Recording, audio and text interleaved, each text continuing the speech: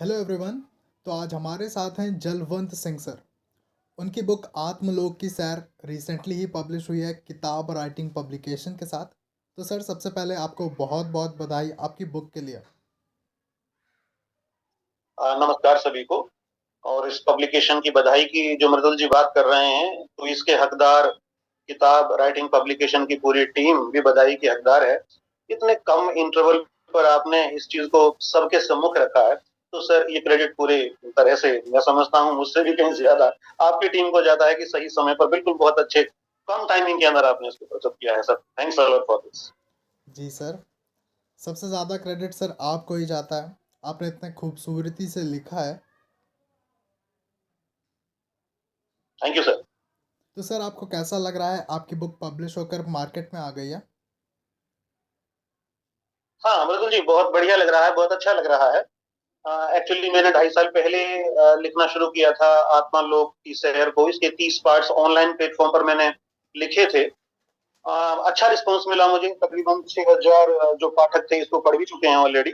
इसके बाद विचार आया कि क्यों ना इसको कंपाइल किया जाए बुक की शेप में भी। तो इससे पहले हालांकि मेरी किताबें दो और भी आ चुकी हैं। जो दाम्पत्य संबंधों पर आधारित पहली मेरी किताब पिछले साल जून 2022 में आई, मेकअप के रंगों में पति पत्नी। उसके तुरंत ही 1 महीने बाद रवीना प्रकाशन से ही मेरी दूसरी बुक आई, लड़की देखनी है चलोगे। इस शीर्षक को लेकर के कि एक कॉन्सेप्ट जो समाज में चला आ रहा है, लड़की देखनी है मीन्स शादी के लिए देखने जाना है हमें। लेकिन क्या संपूर्ण स्त्री का जो पूरा का पूरा लाइफ है, क्या इसी एक शब्द पर टिक जाता है? तो इस नारी प्रधान कहानियों का संग्रह मैंने दूसरी पुस्तक लिखी थी। उसके बाद में जो कहीं ना कहीं बार बार मेरे दिमाग में जो बात आ रही थी, आत्मा लोग जो सुसाइड के सीन्स बढ़ते हुए अवसाद, चिंता, एंजाइटी, इसको लेकर के मैं चाह रहा था कि मुझे रिस्पॉन्स भी बहुत अच्छा ऑनलाइन प्लेटफॉर्म पे मिला हुआ था, क्यों ना इसको भी बुक की शेप में रखा जाए। तो बाई चांस आपकी टीम से सर से आलोक जी से अचानक एक बार उनकी ओर से साइड से मुझे ऑफर आया कि सर अगर आप पब्लिक कराना चाहते हैं पब्लिश, तो आप हमसे संपर्क कर सकते हैं।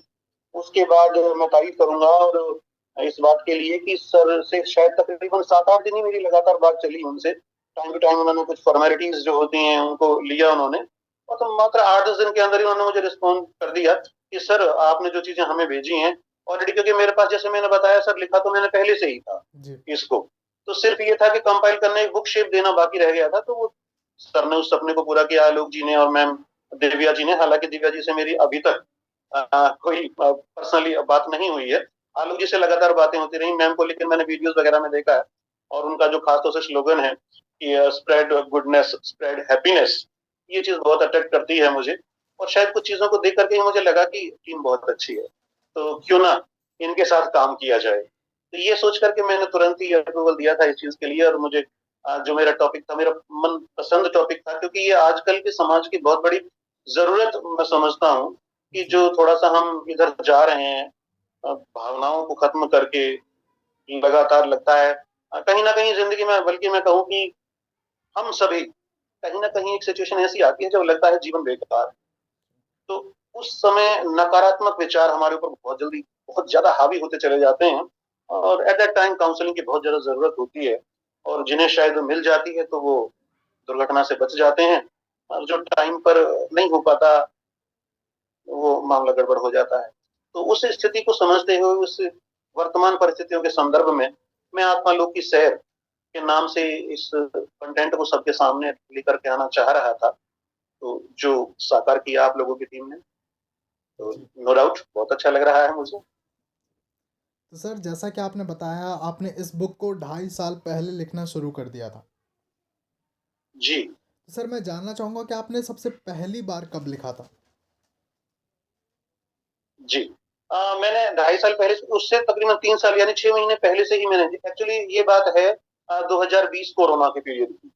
उस समय क्योंकि वर्किंग टाइम हम लोगों का भी ऑनलाइन ही ज्यादा बीतता था। मैं district institute of education and training में इंस्ट्रक्टर हूँ, एजुकेशन मोटिवेटर के तौर पर ही काम करता हूँ अक्सर।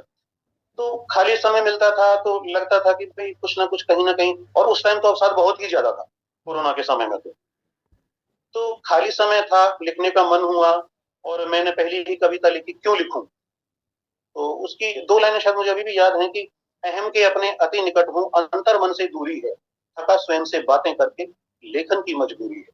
बहुत ही तो उस समय बेहतरीन कुछ सर। इस तरह का हालत बन रहा था, तो मैंने तब से लिखना शुरू किया था सर, इन 2 पंक्तियों के साथ में, तकरीबन 3 साल पहले।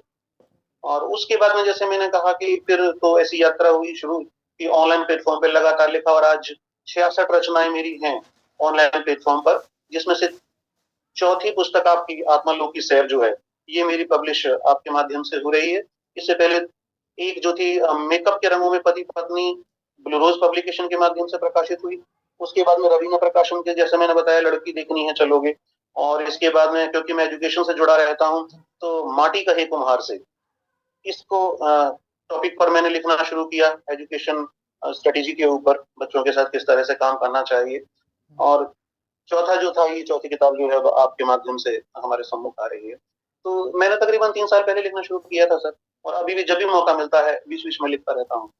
जी सर। तो कुछ सर मेरा प्रोफ़ेशन भी इसी तरह का है, जी, जिसमें लगातार सेमिनार्स अटेंड करना, वर्कशॉप्स कराना, अ, ऑफ़िशियल्स के साथ बातें करना, यही चलता रहता है सर। तो सर आप बहुत ही अच्छे-अच्छे टॉपिक्स पर लिख रहे हैं। जी, हमारे समाज में सर सच में ज़रूरत है कि ऐसे टॉपिक्स पर लोग लिखें, लोगों को और जानने को जी, मिले। बिल्कुल। जी, सर, इसके बारे में मैं बताना चाहूँगा कि एक्चुअली आत्मालोक की सैर के ऊपर जब, हालाँकि ये काल्पनिक उपन्यास है, मैंने शुरू में इस किताब के अंदर बताया भी है पहले ही पेज के ऊपर, एक इमेजिनेशन की गई है, लेकिन वो कल्पना, दरअसल लेखक कोई भी होता है, कल्पना में कहीं न कहीं वो हकीकत को लेकर के ही चलता है। जी, समाज के वर्तमान जो भी विसंगतियाँ हैं, उनको लेकर के चलता है। इस किताब को लिखने के मेरे उद्देश्य सर क्या थे? एक तो मैं इस बात को महसूस करता था कि भाई सुसाइड करता है आदमी, तो उसके प्रति नज़रिया एक तो हमारे समाज का बड़ा गलत होता है। कानून में भी उसे जुर्म बोला जाता है, पाप बोला जाता है नैतिकता के मापदंडों में कि अरे! इसने तो आत्महत्या की है और अपराध किया है कानून की नज़रों में। तो मैं इस किताब के माध्यम से सर मैं ये बताना चाहता हूँ अपने ऑडियंस को भी कि एक तो मेरा मोटो ये था कि भई गुनहगार केवल आत्महत्या करने वाला नहीं होता है, उसे इस परिस्थिति तक लाने वाला कौन है? कहीं न कहीं समाज वो स्वस्थ वातावरण उसे नहीं दे पाया, जिसकी विवशता में उसने ये कदम उठाया है। हुँ, तो मेरा पहला पर्पज़ इस उपन्यास के माध्यम से सर ये है कि जो इतने, देखिए मरना आसान नहीं होता है। जो इस स्टेज पर जा रहा है, इसका मतलब कहीं न कहीं बुरी तरह से टूट चुका है, जी और सर। इसका गुनहगार समाज भी। तो समाज को मैं कटघरे में खड़ा करना चाहता था। इसलिए पहला उद्देश्य तो ये था कि सहानुभूति होनी चाहिए उनके प्रति, मार्गदर्शन होना चाहिए उनके लिए, काउंसलिंग होनी चाहिए, परामर्श होने चाहिए, ना कि आप उनके प्रति थोड़ा-सा ये, अरे! इसने सुसाइड किया था, कोशिश की थी इसने। तो एक तो ये चीज़ की ओर, दूसरा मैं चाह रहा था कि ज़्यादा से ज़्यादा सकारात्मक चीज़ें चारों ओर जितनी भी बिखरी पड़ी हैं, अगर कोई इस दशा से गुज़र रहा है, मनोदशा से, और देर-सबेर अक्सर लोग गुज़रते हैं इस तरह के हालातों से, तो उसके सामने कोशिश करनी चाहिए हमें ज़्यादा से ज़्यादा सकारात्मक, एनर्जेटिक चीज़ें लाने की, जी, पॉज़िटिव चीज़ें लाने की। तो उस चीज़ को ध्यान में रखते हुए सर, अगर इसे जब पाठक पढ़ते हैं, तो आप देखेंगे इसमें ढेरों प्रसंग मैंने डाले हैं, और अनेक उदाहरण डाले हैं मैंने, और वो उदाहरण बहुत सत्य हैं। बहुत सारे मैंने साइंटिस्ट को पढ़ा, मैंने मनोवैज्ञानिकों के बारे में जानकारियाँ ली, कहानियाँ गूगल वगैरह पे भी देखा, उन चीज़ों को, और हिस्टोरिकल इवेंट्स को मैंने उठाया उसके अंदर, बार-बार। इसके माध्यम से मैसेज सिर्फ एक ही दिया जा रहा था कि भई इस तरह के बदतर हालातों के अंदर भी इस तरह की मनोवृत्ति को लेकर के आगे बढ़ा जा सकता है। तो केवल कुछ नकारात्मक विचार को हावी करने से सकारात्मकता समाप्त नहीं हो जाती। हुँ, हम देखना शुरू करें, लगातार देखना शुरू करें, अच्छी-अच्छी चीज़ों को देखना शुरू करेंगे, तो निसंदेह हमें अच्छा ही दिखना शुरू होगा। तो जी सर। इसको, दूसरी बात थी लगातार एक बहुत ही अच्छा वातावरण उपलब्ध कराना। तो उसको प्रसंगों, कहानियों के माध्यम से मेरी कोशिश थी कि प्रेरणा मिले, अगर कोई इस तरह की मनोदशा की ओर जा भी रहा है। और तीसरा मैंने इस उपन्यास के अंदर जो चीज़ डालने की कोशिश की कि अल्टीमेटली मरना, आत्महत्या करना किसी भी समस्या का समाधान नहीं होता। किसी भी समस्या का समाधान नहीं है, चाहे कितने ही चैलेंजेस हों, कितनी ही विपरीत परिस्थितियाँ हों, प्रतिकूल चीज़ें हों हमारे, लेकिन मरना कोई सॉल्यूशन नहीं। तो इस चीज़ को भी जज करने की कोशिश की गई है। इसका जो मेन कैरेक्टर राधाचरण इसमें बनाया गया है, और देवदूत जो बनाया गया है, उसके माध्यम से लगातार जो भी डायलॉग्स किए गए हैं कथानक को आगे बढ़ाते हुए, तो उसमें अल्टीमेटली लास्ट में यही मैसेज जाता है कि देखिए ये समाधान नहीं है, आप सोच बदलिए, मनोवृत्ति बदलिए, समाज उसमें अगर सहयोग करे, मार्गदर्शन करे, तो इस स्थिति को काफी हद तक बदला जा सकता तो सर जैसा कि आपने बताया आपने काफ़ी बुक्स को पढ़ा है, काफ़ी राइटर्स को आप पढ़ चुके हैं। मैं जानना चाहूँगा कि आपकी फेवरेट बुक और फेवरेट ऑथर कौन है? है। फेवरेट बुक की बात करें तो एक्चुअली मुझे मोटिवेटर्स जैसे यू कैन विन मैंने पढ़ा शिव खेरा। इसी चीज को लेकर के। और बाकी पुराने में अगर हम बात करें उपन्यास वगैरह में, तो मुंशी प्रेमचंद हैं, पंचनाथ रेणु वगैरह हैं, इन लोगों को मैंने बीच बीच में पढ़ा है। लेकिन अब तो लगातार इतना पढ़ने का मौका नहीं मिलता, बल्कि अपनी बात हम कहने की कोशिश ज्यादा करते हैं। इतना टाइम भी नहीं होता कि हम सर बुक, सच बात तो ये है कि पढ़ पाए बहुत ज्यादा। ये है कि मन में कभी कुछ अलग हटकर आया तो बस लिख दिया शब्दों को।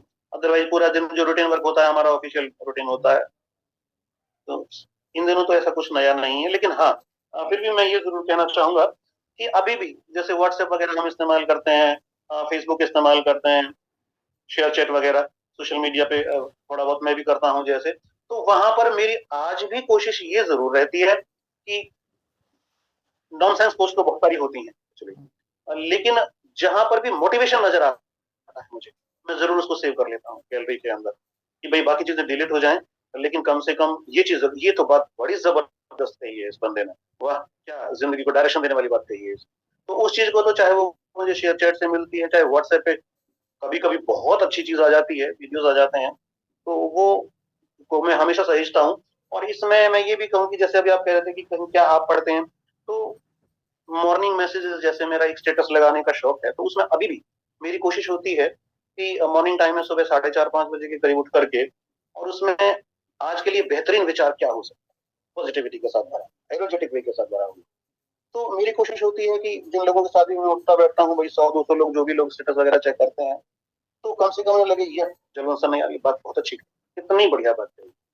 तो इस चीज को ध्यान में रखते हुए आज भी मैं डालने की कोशिश करता हूँ रेगुलर, उसको कोशिश रहती है मेरी, अगर कहीं बाहर टूर वगैरह पे नहीं होता हूँ मैं, तो वहां फिर मैं जरूर थोड़ा सा चेक कर लेता हूँ अच्छी चीजों को कहीं पर भी जा करके, कि बढ़िया बात कौन सी है जो पता होना चाहिए। और उसमें भी मैं कहूँ सर, दूसरों को कहने से पहले सच बात तो यह है कि मैं खुद मोटिवेट होता हूँ, पहले मैं खुद प्रेरित होता हूँ, पहले मुझे खुद वो बात बहुत अच्छी लगती है, और जब मेरे दिल तक उतरती है वो बात, यस बड़ी जबरदस्त बात, तब मैं फिर उसे स्टेटस के रूप में मैं रोजाना देने की कोशिश करता हूँ, जो भी मेरे अड़ोस पड़ोस में मेरे संगी साथी हैं। तो ये, इसे मैं कह सकता हूँ कि हाँ, अभी भी हमें जानने की कोशिश करता रहता हूँ दूसरों से। आपसे बात कर रहे हैं, कोई बात अचानक आपने बहुत बढ़िया बात कही, अरे वाह ये बात तो जबरदस्त थी, सामान्य किया, नोट कर लिया सर, उसको फिर कहीं अपना उसको कोट किया, या जीवन में लाने की कोशिश करते हैं। तो फर्स्ट ऑफ ऑल हम खुद उससे मोटिवेट होते हैं, इंस्पायर होते हैं, उसके बाद उस चीज को जब लगता है जो चीज मेरे लिए अच्छी है, नो डाउट वो दूसरे के लिए भी अच्छी है, तो फिर उसे दूसरे के लिए रखा जाता है रैपिंग मैनर में से, चीज चलती है। तो सर अगर आपको नाम बताना हो किसी का जिसने आपको सबसे ज़्यादा इंस्पायर किया है, तो वो 3 लोग जी, कौन होंगे? इंस्पायर करने की बात अगर मैं कहूँ तो मेरा बेटा उत्कर्ष मुझे इस मामले में बहुत इंस्पायर करता है। मैं दरअसल कभी स्कूल कॉलेज टाइम में लिखा करता था, स्पीच स्टेज वगैरह मेरा रहा, बेस्ट स्पीकर अवार्ड वगैरह भी मुझे काफी मिलते रहे बीच बीच में।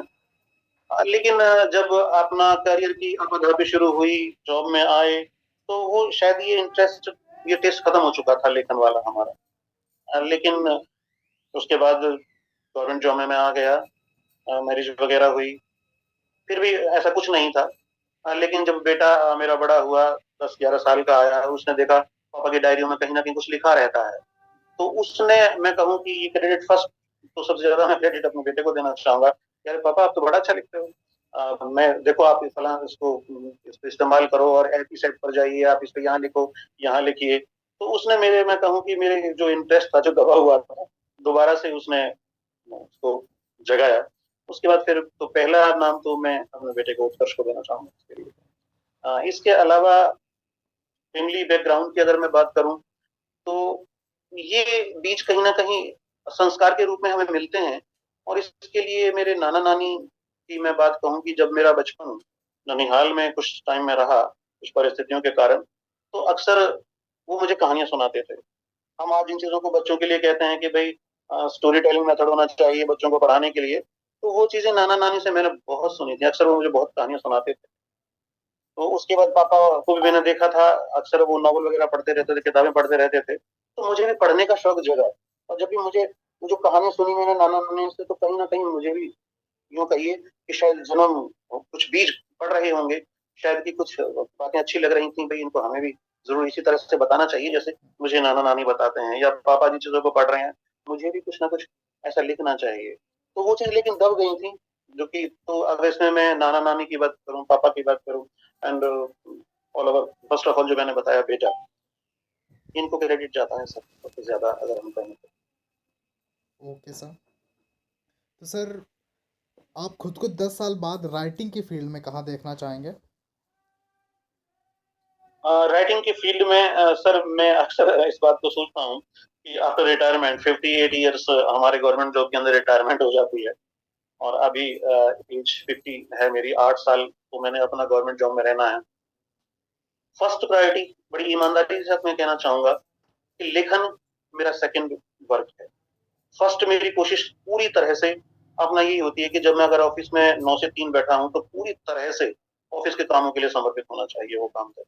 तो वहाँ जो भी मुझे टारगेट दिए जाते हैं, जो भी प्रोजेक्ट्स असाइन होते हैं, तो वहाँ पूरा पूरा टाइम हो। बाकी का समय जब जब भी मिला तो भी ठीक है, उसको लेखन में। तो 8 साल तो मैं समझता हूँ कि मेरी कोई ऐसी दिली ख्वाहिश नहीं है कि बहुत अच्छा मुझे प्लेटफॉर्म मिले।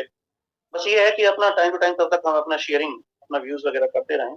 हाँ, रिटायरमेंट के बाद में मेरा जरूर, जो मेरा अभी जो कम समय मिल पाता है मुझे, वहां मैं जरूर चाहूंगा कि मैं अच्छे से लिख सकूं, उद्देश्यपूर्ण लिख सकूं। लिखते तो बहुत कुछ है सर, बहुत लोग लिखते हैं, पर वो केवल अपने मन की भड़ास निकालने के लिए, अपने आप को संतुष्ट रखने के लिए लिखते हैं सर। मुझे हमेशा ऐसा लगता है कि आप जब भी आप लिखने बैठते हो, तो उद्देश्यपूर्ण लिखिए, केवल अपने लिए नहीं लिखिए, आने वाले जनरेशन के लिए लिखिए। आपको कुछ देकर के जाना है। तो 58 साल के बाद मैं भी सर ये चाहूंगा कि कुछ वास्तव में देख करके जाएं, कुछ सीख मिल सके पीढ़ी को वास्तव में। तो और वहां पर ऐसा कुछ नहीं है कि जी साहित्य अकादमी पुरस्कार या हमें अवार्ड, फला फला अवार्ड मिले। दिल से रिस्पेक्ट कोई करता है सर, मन से कोई बात करता है, मुझे आज भी बहुत अच्छा लगता है जब भी मैं कहीं बाजार में, किसी ओकेजन में, किसी फंक्शन में जाता हूँ, और मेरे पढ़ाए हुए मुझे स्टूडेंट्स 15-15 20-20 साल पहले मिलते हैं, वो बहुत रिगार्ड करते हैं, याद करते हैं, सर आप बहुत अच्छे से ऐसे पढ़ाते थे, ऐसे करते थे, चरण स्पर्श करते हैं। मैं समझता हूँ फिर मुझे इसकी बहुत ज्यादा आवश्यकता नहीं है अवार्ड वगैरह। ये अवार्ड तो शोकेस में एक जगह रखा रह जाता है सर।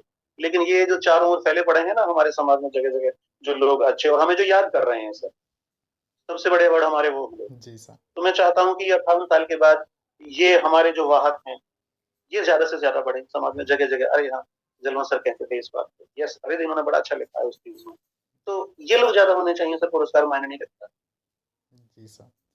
तो सर मैं चाहूँगा कि हम जिससे पहले कि ये इंटरव्यू को ख़त्म करें, आप हमारी ऑडियंस को एक स्पेशल मैसेज दें। जी, मैं कह रहा था कि अगर हम अपने सभी पाठकों के लिए, अपने श्रोताओं के लिए, अगर मुझे मैसेज की बात करनी हो, तो मैं यही कहना चाहूंगा कि हमारा जीवन केवल हमारा जीवन नहीं होता। हमारे जीवन पर बहुतों के जीवन का आधार है हमारा जीवन। तो आपका अपना जीवन कभी पर्सनल नहीं होता, बहुत अनमोल है। इसलिए अनमोल है कि यह धरोहर आपके अपनों की है। तो इसलिए कभी भी नकारात्मक विचारों की ओर ना जाएं। नकारात्मक विचार आए तो तुरंत सकारात्मक लोगों से संपर्क करें, किताबें पढ़ें, सकारात्मक परिस्थितियों में जाएं, अच्छी अच्छी चीजें तलाशने का प्रयास करें, काउंसलिंग लें, लेकिन कभी भी गलत चीजों की ओर ना जाएं। अक्सर अवसर आते हैं, पर आपको बचना है, क्योंकि जीवन केवल आपका नहीं, आपका जीवन दूसरों दूसरे निर्भर है आपके जीवन के ऊपर।